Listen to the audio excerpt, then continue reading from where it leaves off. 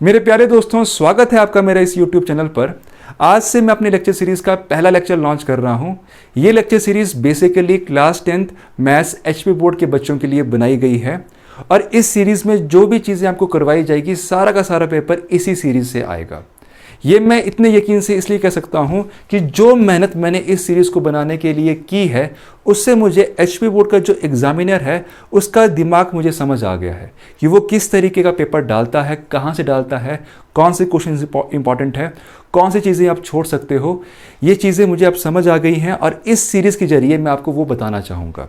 तो इस लेक्चर में मैं आपको बताऊँगा कि इस बार का जो हमारा पेपर है वो किस तरीके से आएगा और इसके बाद हम बात करेंगे कि हमारे पास जो सिलेबस इस बार HP बोर्ड ने दिया है उन चैप्टर से कितने कितने मार्क्स का आएगा। सबसे इम्पॉर्टेंट बात और सबसे इंटरेस्टिंग बात यह है कि जो 70% HP बोर्ड ने हमें सिलेबस बताया है, ये पहली बार हो रहा है कि अगर आप इस सिलेबस से कुछ चैप्टर छोड़ भी दोगे फिर भी आप पूरे मार्क्स लेके आओगे। ये पहली बार हो रहा है इतिहास में और ये मैं आपको प्रूफ करके बताऊंगा कि आप कौन कौन से चैप्टर छोड़ सकते हैं और फिर भी आप पूरे के पूरे नंबर ला सकते हैं। तो सबसे पहले मैं शुरुआत करूंगा कि इस बार का जो पेपर है वो किस तरीके से आएगा। तो आप देख सकते हैं इस बार का जो पेपर है वो 85 मार्क्स का होगा। इस 85 मार्क्स में जो पेपर में क्वेश्चंस आएंगे वो टोटल क्वेश्चंस आएंगे 45 क्वेश्चन होंगे इस बार के पेपर में। इन 45 में से 45 में से हमें 34 क्वेश्चंस करने हैं यहाँ पे, मतलब 11 क्वेश्चंस किस में होंगे, ऑप्शंस में होंगे। अब वो किस तरीके से होंगे, किस किस मार्क्स में होंगे, आइए देखते हैं आगे। आप यहाँ पे देख सकते हैं कि जो हमारा पेपर है वो उस पेपर में 1 नंबर के सवाल होंगे, 2 नंबर के सवाल होंगे, 3 नंबर के सवाल होंगे और 5 नंबर के सवाल होंगे। 1 नंबर वाले सवालों को हम बोलते हैं सेक्शन ए। सेक्शन ए के जो अंतर्गत जो सवाल आएंगे वो आएंगे 1 मार्क्स के क्वेश्चन। इस सेक्शन ए में टोटल हमारे पास 12 क्वेश्चन होंगे और इन 12 क्वेश्चंस में हमें 10 क्वेश्चन करने हैं। कोई भी 10 क्वेश्चन, ऐसा नहीं होगा कि 12 में कुछ क्वेश्चंस में ही ऑप्शन होगी।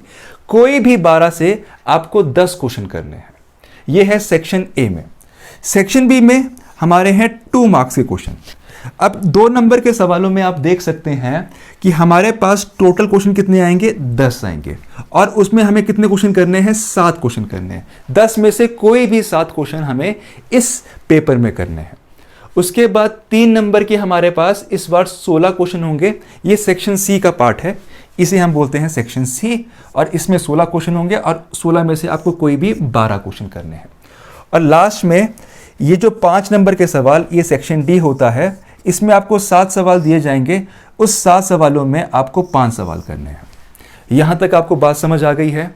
अगर ये बात समझ आ गई है तो आप इस साइड का स्क्रीनशॉट ले लो ताकि आप अपने कॉपी में इन चीज़ों को लिख पाओ। ये बहुत इंपॉर्टेंट बातें हैं इस साल के पेपर के लिए, ठीक है। अब हम इसके बाद डिस्कस करेंगे कि कौन कौन से जो चैप्टर्स हैं कितने कितने नंबर के यहाँ से आएंगे और किस तरीके से बोर्ड वाला इस बार पेपर सेट करेगा।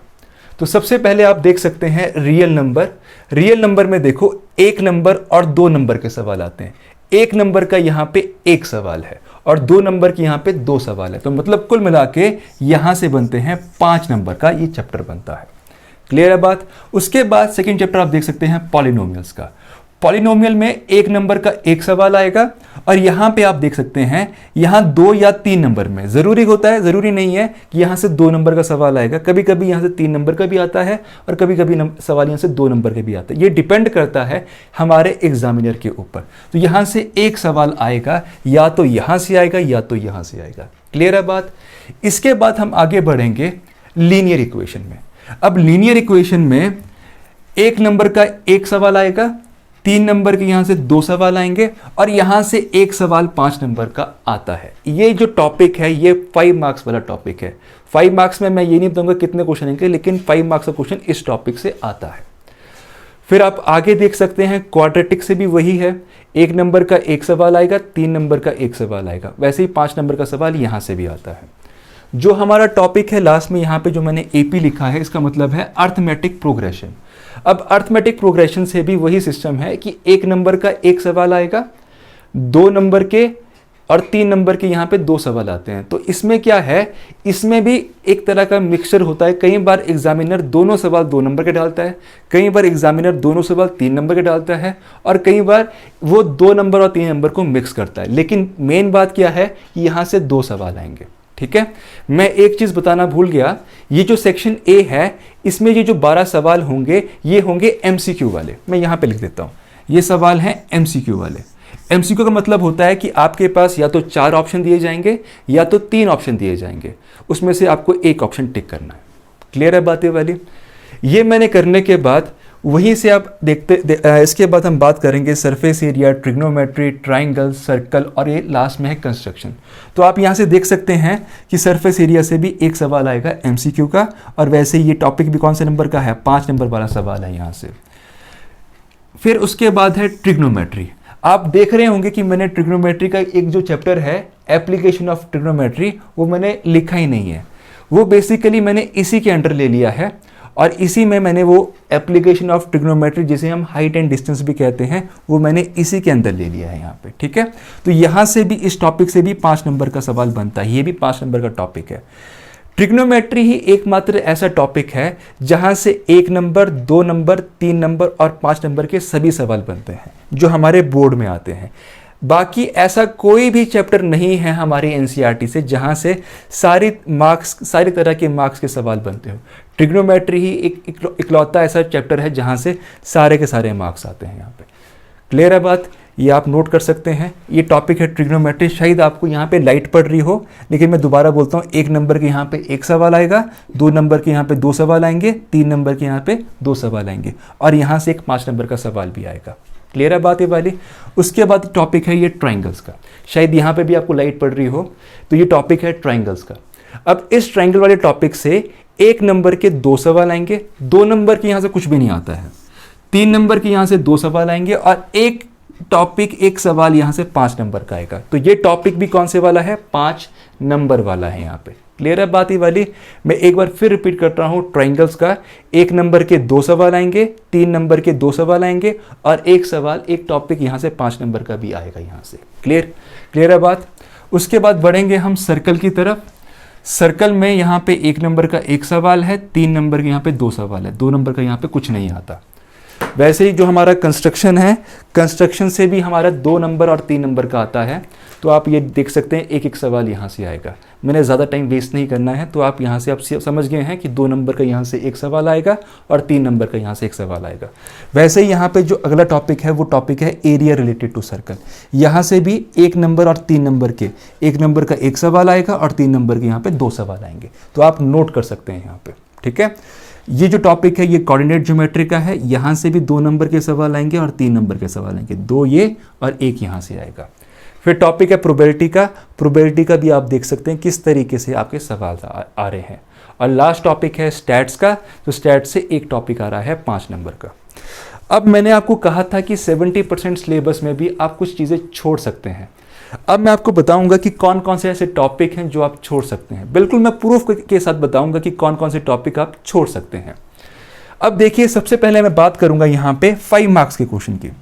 अब यहाँ पे देखो 5 मार्क्स के क्वेश्चन कितने आएंगे आपको, 7 आएंगे। 7 में से आपको कितने करने हैं, 5 करने हैं। अब यहाँ पे गिनते हैं कि कौन कौन से टॉपिक हैं 5 नंबर के। पहला टॉपिक ये है, दूसरा टॉपिक ये है, तीसरा टॉपिक ये है, चौथा टॉपिक ये है, 5वां टॉपिक ये है, और छठा टॉपिक ये है। तो 6 टॉपिक है जहां से हमें एक सवाल 5 नंबर का आता है। क्लियर है बात ये वाली? अब देखो हमें कितने सवाल आएंगे, हमें आएंगे 7 सवाल। इसका मतलब जब एग्जामिनर पेपर डालेगा तो 1 2 3 4 5 6 सवाल उसने डाल लिए। अब उसके पास एक और सवाल बचा, तो वो कहीं से भी डाल सकता है यहां से 5 नंबर का सवाल। अब देखो कि वो 5 नंबर का सवाल, मान लो कि वो यहां से डालता है, मान लो 2 सवाल यहां से आते हैं, 5 नंबर के 2 सवाल यहां से आते हैं, बाकी से एक सवाल आता है यहां से 5 नंबर में। तो देखो हमने करने कितने हैं, हमें करने हैं 7। अगर यहां से 2 आते हैं तब भी हमारे पास कितने बचेंगे करने के लिए, 5 ही बचेंगे। तो ये चैप्टर करना ही क्यों, जब हमको पता है कि 2 सवाल यहाँ से बनेंगे और ये आएगा यहाँ से 5 नंबर के सवाल, तो ये चैप्टर हमने पढ़ना ही क्यों यहाँ पे। तो ये चैप्टर आप काट सकते हो। यहाँ से जो 1 नंबर का सवाल है वो आता है फॉर्मूले के ऊपर कि सरफेस एरिया बताओ या वॉल्यूम बताओ, लेकिन जो बाकी 5 नंबर के टॉपिक्स हैं वो हम छोड़ नहीं सकते। क्यों? क्योंकि यहाँ से देखो 5 नंबर में ये भी आ रहा है, ये भी आ रहा है, ये भी आ रहा है, यहाँ से देखो ये भी आ रहा है, ये भी आ रहा है, यहाँ से ये भी आ रहा है, ये भी आ रहा है, बाकी से भी आप देख सकते हो कि यहाँ से भी ये आ रहा है, तो हम ये छोड़ना जायज़ रहेगा। बच्चे बोल सकते हैं कि यहाँ से भी तो भाई एक ही सवाल आ रहा है, लेकिन मेरा मानना ये है कि जो स्टैट्स का टॉपिक है ये बहुत इजी टॉपिक है। जब मैं आपको करवाऊंगा तो वाकई आप बोलोगे वाकई ही ये स्टैट्स बहुत इजी टॉपिक है, अगर मैं कंपेयर करूँ सरफेस एरिया वॉल्यूम के साथ। तो इसीलिए मैं कह रहा हूँ कि स्टैट्स को करना ज़्यादा आसान रहेगा और सरफेस एरिया वॉल्यूम को छोड़ना मतलब जायज़ रहेगा। तो आप ये टॉपिक छोड़ सकते हैं अपने पेपर के लिए, आपके मार्क्स पूरे आएंगे, टेंशन ना लो इस चीज़ की। उसके बाद सेकेंड चैप्टर जो हम छोड़ सकते हैं वो है ये वाला, रियल नंबर वाला। वो कैसे छोड़ सकते हैं? देखो 2 नंबर के देखो अपने पास कितने सवाल आएंगे, 2 नंबर के अपने पास 10 सवाल आएंगे और 10 में से कितने करने हैं? 7 करने हैं। यहां से कितने आएंगे? 2 आएंगे। अगर आप 10 से 2 माइनस करोगे तो आपके पास क्या बचेगा? 8 बचेगा। 8 से फिर भी आपको 7 करना पड़ेंगे। तो ये चैप्टर करना ही क्यों जब आपको पता ही है कि इस चैप्टर को करने का कोई फायदा है ही नहीं। यहाँ से जो 1 नंबर का सवाल है वो पेट सवाल होता है, या तो वो HCF से आता है या तो वो प्राइम फैक्टराइजेशन से आता है, वो हमारे पास गिवन है। जब मैं आपको इसकी MCQ करवाऊंगा तो मैं आपको बता दूंगा कि यहाँ से क्या आता है। तो आप मेरे हिसाब से ये 2 टॉपिक छोड़ सकते हो, और अगर आप ये छोड़ोगे तो इसको बोलते हैं हम स्मार्टनेस यहाँ पे। तो स्मार्ट वर्क यही है कि कम पढ़ाई पे ज़्यादा नंबर खींचने, वही मैंने आपको इस लेक्चर में बताया यहाँ पे। अगले लेक्चर में मैं आपको अपनी जो स्ट्रेटेजी है मैं आपको बताता हूँ कि स्ट्रेटेजी क्या है। सबसे पहले मैं आपको ये 3 टॉपिक करवाऊंगा। 3 टॉपिक करवाने के बाद इसको लगेंगे मुझे लगभग 10 दिन। इसके बाद हम करेंगे ट्रिग्नोमेट्री, ट्राइंगल और सर्कल। इसको भी करवाने के लिए लगेंगे मुझे 10 दिन यहाँ पे। तो पहले मैं ये करवाऊंगा और फिर मैं ये करवाऊंगा। वो करवाने के बाद मैं चीज़ों को बांटूंगा किस तरीके से। पहले हम ये करेंगे, फिर हम ये मतलब ये 2 करेंगे।